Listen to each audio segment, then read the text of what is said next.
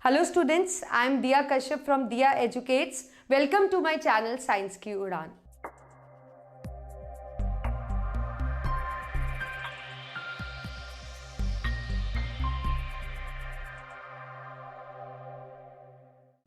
हम पढ़ रहे हैं chemical reaction and its types. देखिए अब हम केमिकल रिएक्शन के थर्ड टाइप पे पहुंच चुके हैं where we are gonna study about the displacement reaction. अब देखिए डिस्प्लेसमेंट रिएक्शन पढ़ने से पहले I want you to learn about the reactivity series. तो देखिए आप रिएक्टिविटी सीरीज क्या होती है.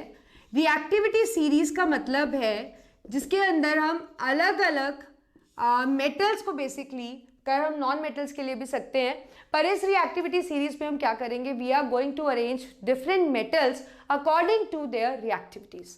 सो reactivity series we can define it as the series with different metals arranged according to their reactivities. Arranged according to their reactivities.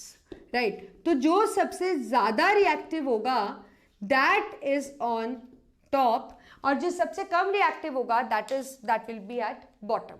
तो reactivity series अगर हम लिखें तो हमारे पास सीरीज है potassium, sodium, calcium, magnesium, aluminium, zinc, iron, tin, we have lead, and then we have a separation with hydrogen.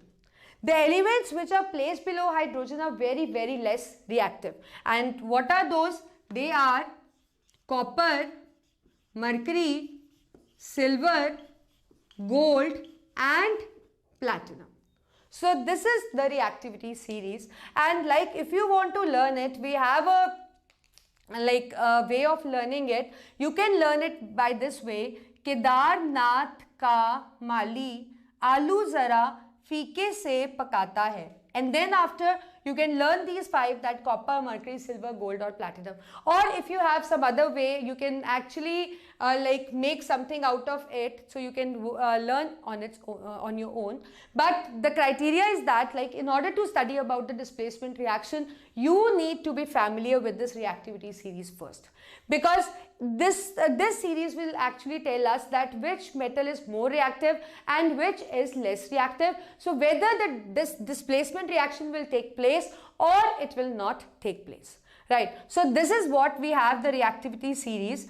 Like in this series, potassium is on the top, that means it is most reactive, and platinum is at bottom, which shows it is least reactive. I'll write it down.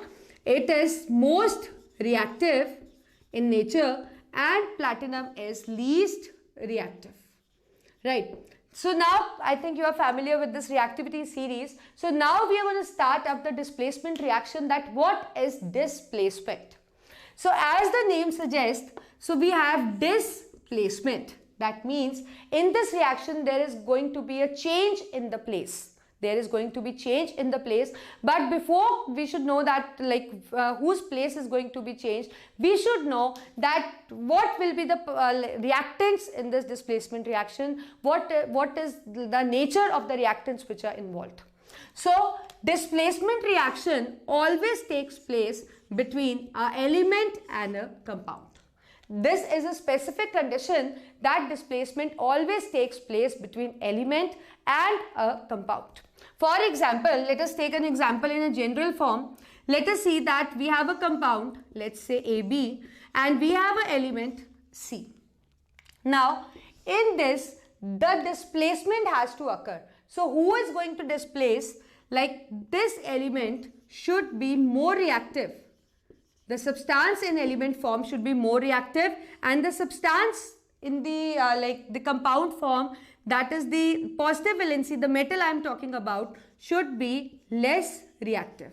So if the conditions specify that the element, the metal which is in elemental state, it is more reactive, and the metal which is in the compound form is less reactive, then only the reaction is going to take place. Otherwise, if it is opposite, the reaction is not going to take place. You can simply write no reaction. But if this condition specifies, then the C is going to displace this A. So what do we get? as a product, we get Cb plus A. So this is how the displacement reaction is going to occur. But as I told you, keep in mind this condition has to be satisfied, and this condition is satisfied or not, we'll come to know from this reactivity series. So let's write some formulas involved in this displacement reaction. For example, I have zinc plus copper sulfate. So this is a metal, and in this is a metal. We have learned that for a reaction to occur, the metal in an elemental state should be more reactive. This should be more reactive, and this should be less reactive. So is this condition satisfied? We'll tell it with from reactivity series. See, zinc, is zinc more reactive? Zinc comes here and we have copper here. So definitely zinc is more reactive than copper. That means the reaction will take place in which the zinc will displace the copper and we get ZnSO4 plus Cu, right? But if the reaction if the reaction is like this, Cu plus ZnSO4, so in this case there will be no reaction. The reason being because copper, that is the metal in elemental state, is less reactive and the metal in a compound state is more reactive, and we know that less reactive metal cannot displace more reactive, but more reactive metal can displace less reactive. So in this case you will simply write no, the reaction will not take place because according to reactivity series the copper is less reactive than the zinc, and less reactive cannot displace the more reactive. So likewise you can actually conduct many reactions. So if we like to define displacement, how we are going to define it? We'll say displacement is a reaction between element and a compound, between element and compound in which more reactive element displaces, that means exchange of place, displaces the less reactive element